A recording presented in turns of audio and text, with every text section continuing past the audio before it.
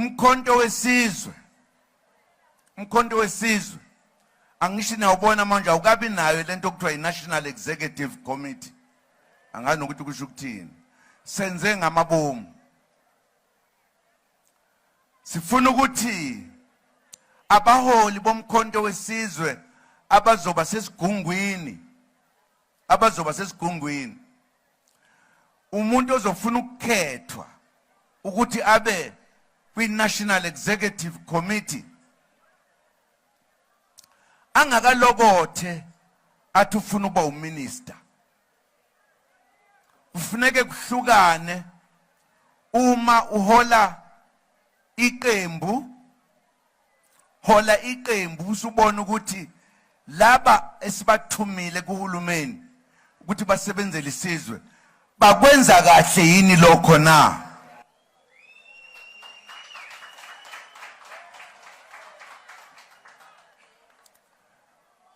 Amalungu akhethelwe ukuba abe home minister. Siyezwana? Kufanele ukuthi angafuni ukuthi nami ngifuna ukuthi ngibe u-National Executive Committee member. Ngeke.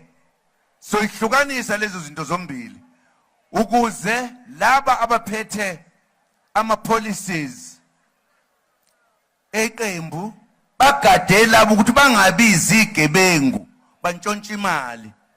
Sikule nkinga nje indaba yalokho ukuthi sihlanganisa imember ye-National Executive Committee ibe uminister ibe iparliament ibe konke. Uzozilusa kanjani umuntu? Uzozilusa kanjani? Laba ke abaphethe iparty okanye iqembu leli. Umkhonto wesizwe uzokwakha amabhizinisi, ungathathi imali yabantu. Uzokwakha amabhizinisi akhiqiza imali yokuholela izisebenzi zabe iphethe i-National Executive Committee. Ukuze kungabi khona ubugebengu.